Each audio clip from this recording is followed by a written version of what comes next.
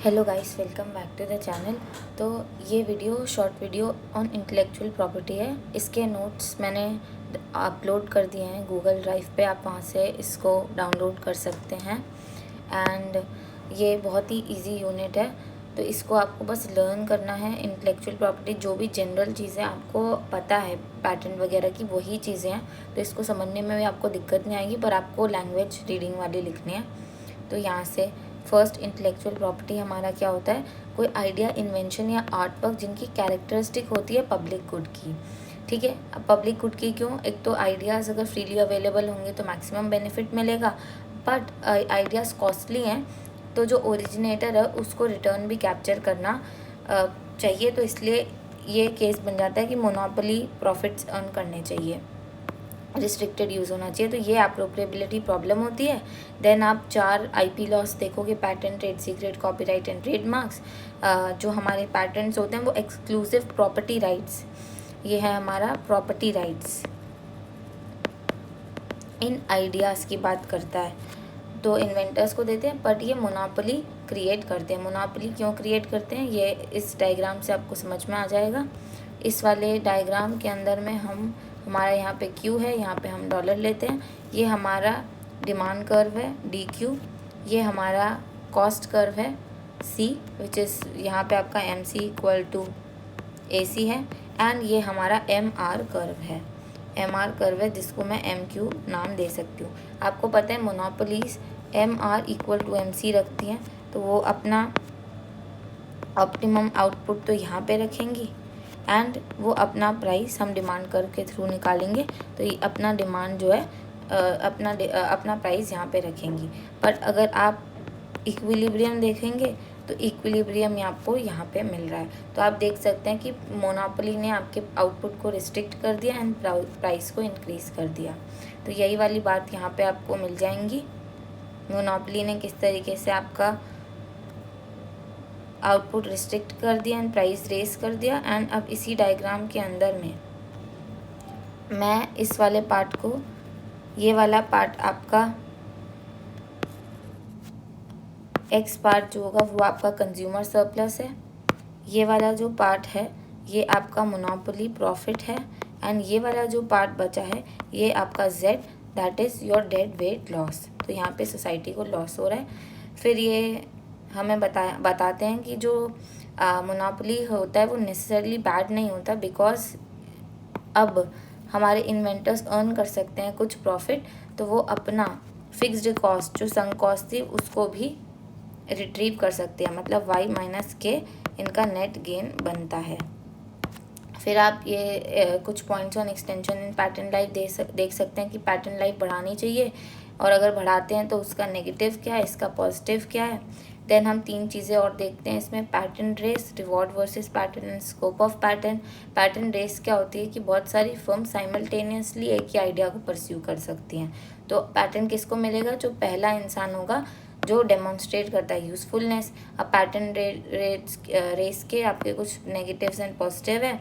एक है कि ओवर इन्वेस्टमेंट होती है, दूसरा है कि आपकी लाइफ ऑफ पैटर्न शॉर्टन जाती है, and development of new technology होती है। ओवरऑल इफेक्ट ऑन एफिशिएंसी आपका एम्बिगुअस है। फिर रिवॉर्ड्स वर्सेस पैटर्न के केस में गवर्नमेंट रिवॉर्ड करती है टू इनोवेटर्स। इसके पॉजिटिव एंड नेगेटिव आप देख लें कि एक तो इंसेंटिव देता है, एंड आपका पैटर्न पब्लिक प्रॉपर्टी बन जाता है, एंड डेड वेट लॉस कम हो जाता है। बट प्रॉब्लम क्या है कि गवर्नमेंट के पास अप्रोप्रिएट इन्फॉर्मेशन नहीं है टू अवॉर्ड रिवॉर्ड्स, तो इसके कारण से इनएफिशिएंट इन्वेस्टमेंट होता है। देन आपका स्कोप ऑफ पैटर्न, मतलब कि पैटर्न आपका नैरो होना चाहिए या ब्रॉड होना चाहिए।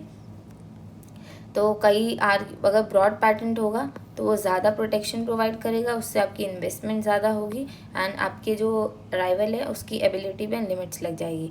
तो बस इसमें भी 2 मत है कि कई आर्ग्यू करते हैं स्कॉलर की लॉन्ग और नैरो पैटेंट होने चाहिए। लॉन्ग मतलब कि लंबे समय का पैटेंट होना चाहिए बट नैरोली डिफाइंड होना चाहिए। शॉर्ट मतलब एंड ब्रॉड का मतलब शॉर्ट पीरियड ऑफ टाइम के लिए पैटेंट अवॉर्ड होना चाहिए, बट वो ब्रॉड रेंज कवर कर देनी चाहिए उसके अंदर। फिर हम ट्रेड सीक्रेट की बात करते हैं। उसका ट्रेड सीक्रेट आप प्रेफर करोगे ओवर योर पैटेंट्स 2 जगह पे, जहाँ पे आपको नेचर ऑफ इन्वेंशन रिवील नहीं करना है, एंड देन अनलिमिटेड ड्यूरेशन है। इसका नेगेटिव ये पार्ट है कि ये लेस प्रोटेक्शन प्रोवाइड करता है एंड यहाँ पे अप्रोप्रिएशन हो सकता है आपके आइडियाज़ का। Then we move to copyrights. Copyrights आपको लीगल प्रोटेक्शन देखते हैं राइटिंग को, म्यूज़िक को, आर्टिस्टिक वर्क को, कोई अदर क्रिएशन को।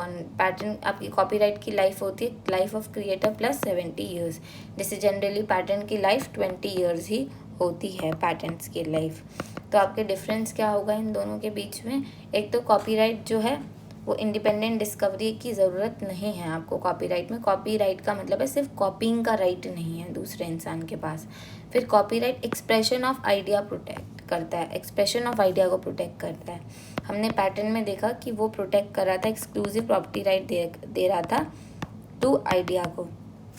एंड जो हमारा लेंथ ऑफ प्रोटेक्शन है वो पैटर्न्स के अंदर में शॉर्टर होता है एंड कॉपीराइट्स के अंदर में लॉन्गर होता है। फिर फेयर यूज़ की जो डॉक्ट्रिन है पैटर्न्स के अंदर में वो क्या है वो आप देख सकते हैं। इसके लिए आप ये कुछ केसेस भी रीड कर सकते हैं, या आप बुक से भी रीड कर सकते हैं, या आप यहाँ से नोट्स से भी रीड कर सकते हैं। यहाँ पे मैंने नोट्स में तो बहुत शॉर्ट में दिया है, आप बुक से भी एक बार रीड कर सकते हैं। देन ट्रेडमार्क्स क्या होते हैं हम लोगों के? ट्रेडमार्क्स बस जनरली प्रोटेक्ट करता है कोई सिंबल, फ्रेज या डिस्टिंक्टिव साइन को। इनको आप कमर्शियल यूज़ के लिए यूज़ करते हैं एंड ये as long as owner use करता है इनकी लीगल प्रोटेक्शन कंटिन्यू होती है। इकोनॉमिक फंक्शन क्या है कि कंज्यूमर का सर्च कॉस्ट रिड्यूस करना, क्योंकि अब हमको पता है कि ये टाटा का प्रोडक्ट है तो ये क्वालिटी देगा, तो हमारी सर्च कॉस्ट रिड्यूस हो गई। एंड वो सर्च कॉस्ट तभी रिड्यूस होगी जब आप प्रोडक्ट क्वालिटी में इन्वेस्ट करेगा आपका इनोवेटर या ओनर। फिर रेमेडीज़ क्या है? सबसे पहली प्रॉब्लम क्या आती है एक्चुअली में कि आप देखो आपको एक ड्रग प्रोड्यूस करना है, एक दवाई प्रोड्यूस करनी है, तो आपको बहुत सारे यूजर्स ऑफ इंटेलेक्चुअल प्रॉपर्टी से बार्गेन करना पड़ेगा to give them the right to use your idea. तो ये तो बहुत प्रॉब्लम हो जाएगी जहाँ पे क्रिटिकल डेवलपमेंट करनी हो, जैसे फार्मास्यूटिकल्स, प्लेन डिफेंस में। तो उसकी रेमेडी है हमारी patent pool.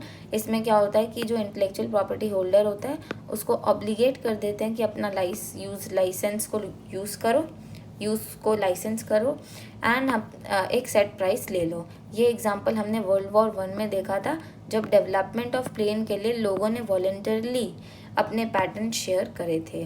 Then case against patent and case for patents में कुछ लोग कहते हैं, कुछ लोगों का मत है कि पैटेंट्स नेसेसरी हैं हमारी इनोवेशन के लिए, रिसर्च एंड डेवलपमेंट को सपोर्ट करते हैं। तो बहुत सारे आपको इधर इकोनॉमिस्ट मिलेंगे वो सपोर्ट नहीं करते हैं, बहुत सारे मिलेंगे जो सपोर्ट करते हैं।